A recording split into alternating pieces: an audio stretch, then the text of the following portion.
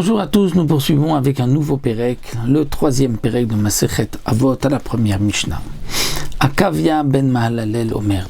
Akavia ben Mahalalel avait l'habitude de dire, et on remarquera que Akavia ben Mahalalel ici, qui était un des grands Tanaïm, comme nous dit la Gemara, que lorsqu'on fermait au moment du Korban Pessah, la Hazara, du Bet Hamikdash, il n'y avait pas un homme parmi Am Israël qui était aussi grand en sagesse et en crainte du péché comme Akavia ben Mahalalel. Et pourtant Akavia ben Mahalalel, on ne l'appelle pas Rabbi ou Rabban, bien justement parce qu'il était si grand qu'il n'y avait pas de titre, de terme qui pouvait donc montrer sa grandeur, un peu comme les prophètes qui n'étaient pas, on ne les appelait pas ni Rabbi ni Rav. C'est-à-dire que plus ils étaient grands et moins on pouvait leur donner un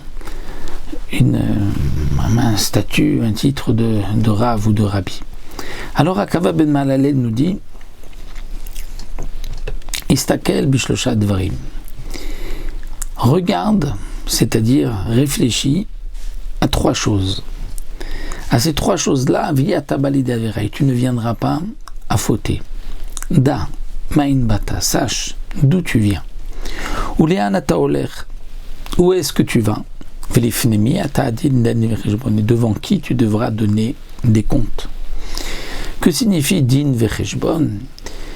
Din vecheshbon, l'explication simple, c'est-à-dire qu'il y aura un din, un jugement, et tu devras donner cheshbon, des comptes pour ce que tu as fait.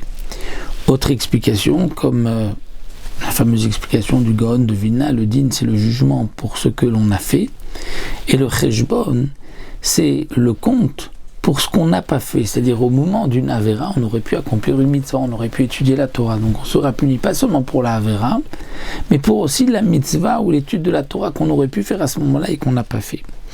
Et d'autres encore expliquent que le din, ce sont sur les actions qu'on a faites, et le cheshbon, le compte, ce sont sur les conséquences de ce qui a été fait, les conséquences si on avait eu même une influence sur d'autres personnes et à cause de nous on fautait, ça aussi, on sera reproché pour toutes ces choses-là, les hâtis de l'avo. Et donc, Akavia ben Mahalalel vient nous dire, mais Aïn Bata, d'où est-ce que tu viens? Mitipa srucha, c'est-à-dire d'une goutte srucha qui a pourri. C'est-à-dire la semence, liquide séminal est un liquide qui pourrit, bien que nous dit le Barthénora, pour que il puisse féconder, et bien sûr qu'il ne pourrit pas, sinon il ne pourrait pas y avoir donc fécondation.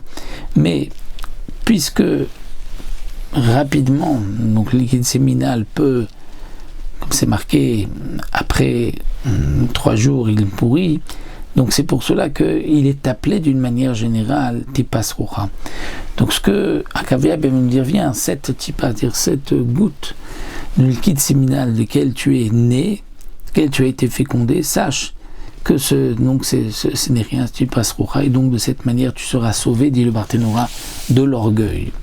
Ou le'anata oler, et où est-ce que tu vas? Les makom afarima vetoler, dans un endroit, c'est-à-dire l'homme sera un jour enterré dans la terre, là où il y a la vermine et les vers. Et lorsque un homme va réfléchir à cela, donc il sera sauvé donc des envies et de la recherche de l'argent, l'envie de l'argent, puisqu'il dira de toute manière un jour il finira sous terre. Devant qui tu vas donner des comptes, devant le roi des rois, Kadosh Baruch Hu, et donc tu vas t'éloigner de la faute et tu ne trébucheras pas dans aucune faute.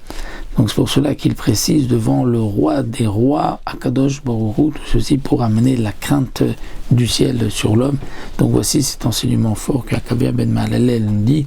C'est ce qu'on a l'habitude aussi au moment donc de me lever du corps lorsque quelqu'un décède, de rapporter cette Mishnah pour montrer donc nous sommes venus sur terre pour accomplir les mitzvot de la Torah et étudier la Torah que Akadosh Baruch Hu nous a donnée.